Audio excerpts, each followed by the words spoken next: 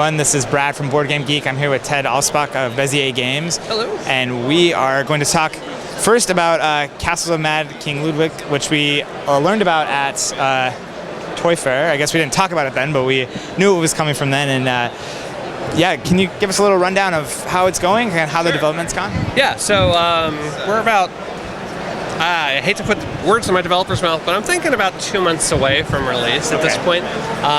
We'll go through the demo and I can show you where we are, and it looks like it's closer, but there's a lot of polish and stuff that we still want to do on it. But I'm really excited. We've got an AI that's getting smarter and smarter and smarter. We hope to have it Skynet approved. So that's the goal.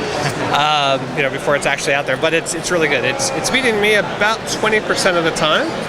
And I mean, it's my game, and I don't want to brag, but I crush people at it all the time. So the fact that it's beating me every once in a while means we're doing something right. We're basically getting my kids up to speed so they could talk about castles and everything here at the show. And I'm like, okay, you have to be able to beat the game.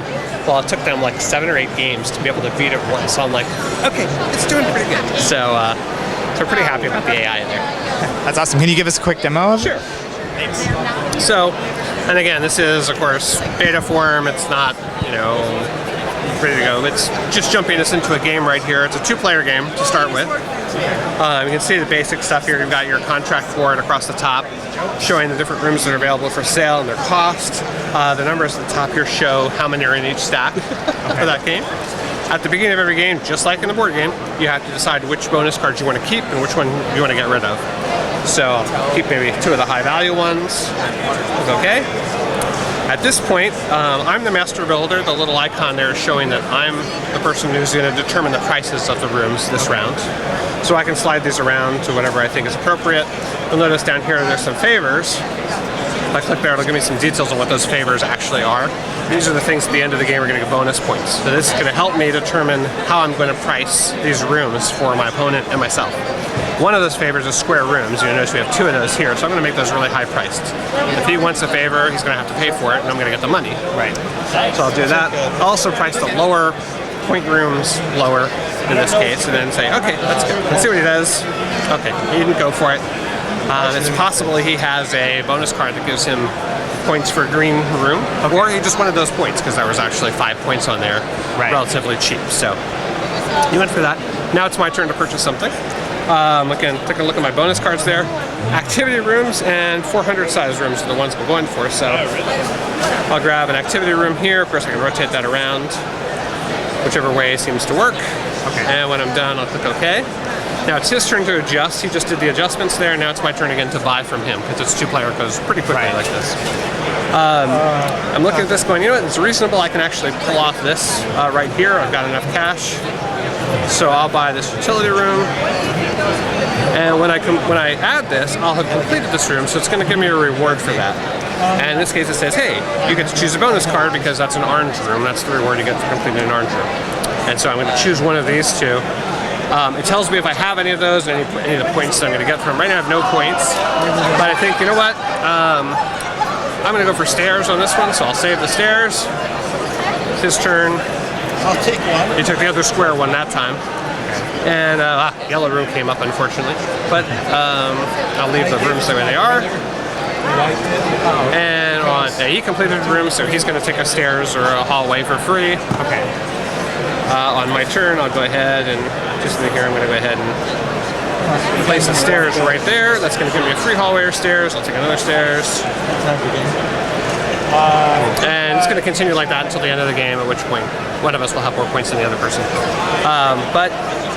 It goes really, really fast. There's actually a mode that makes the computer go super fast, so you don't even watch it animate. That's kind of fun to watch him place the room each time to know where he is. If I want to, I can click on the computer screen to kind of see what he's building at any point and see what he's doing. Like I said, the favor screen actually shows you where you are in comparison, like who has the most of something and who's leading on those right now. And when I click on my cards, it's going to show me what the value of those are right now, and as well as reminding me what cards they are. Everything else works just like the game, like you'd expect it to, for the most part. There will be a campaign mode. We don't have it here to show, but we have it pretty much developed in terms of defining how it's going to be and what it's going to do. and then it'll be in place hopefully in the next couple months. Awesome. It looks really great. It looks like the UI's really come along, and yeah, very very playable, very accessible. So I hear you have potentially another announcement of a digital game here. So I don't think it's actually on here, so I'm gonna have to show you on my phone. No worries. You got the phablet, so yeah. I mean, it works. Yeah, I got the plus, so you can actually see it on there. But here we go. So this is the Favor the Pharaoh app. Now this is a helper app. It's not a standalone game. It's a helper app for the new Favor the Pharaoh game that's coming out at Essen. And what's cool about this is it actually provides, this is the base setup right here.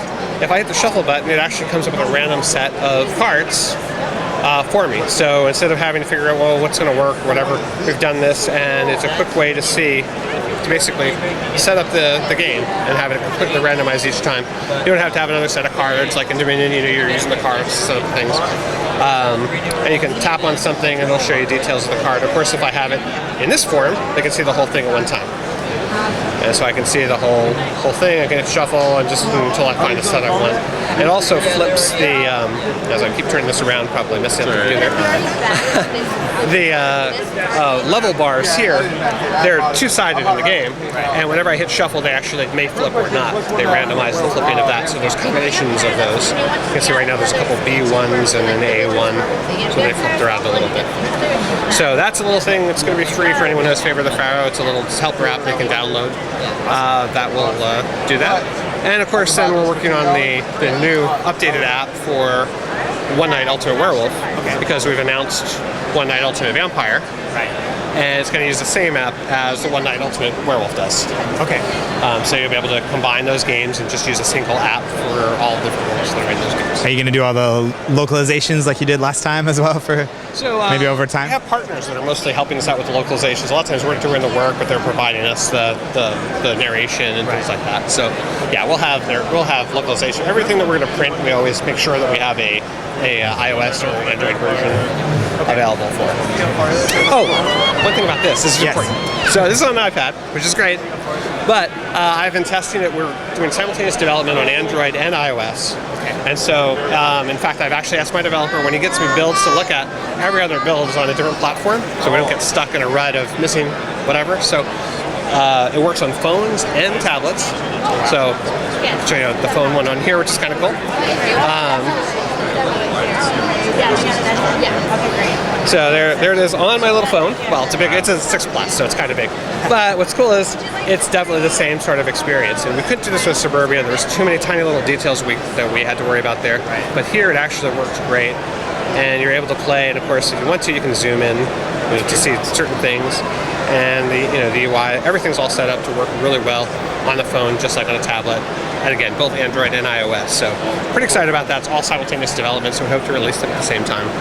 Awesome, that's really great. People will be excited that they can get it on different platforms. And I'm very excited to be able to have people play it on their phone, because any board game can play on your phone, especially when we're doing everything we can for the UI and the experience to be really good and solid on a phone, so it's not like, oh, everything's too small or it's hard to manipulate things. Right. Awesome, we'll definitely look out for this later this fall, and then the additional things around Essen time. So Favor the Pharaoh, we'll put it out there, by the time Pharaoh ships, it'll be available, and same thing with One Night Ultimate Vampire. We'll update the app by the time the Kickstarter people get their stuff, probably around Essen this week. Awesome. Well, it looks like you have a very busy year in front of you. So, but it seems really great. So, thank you so much. Thank you.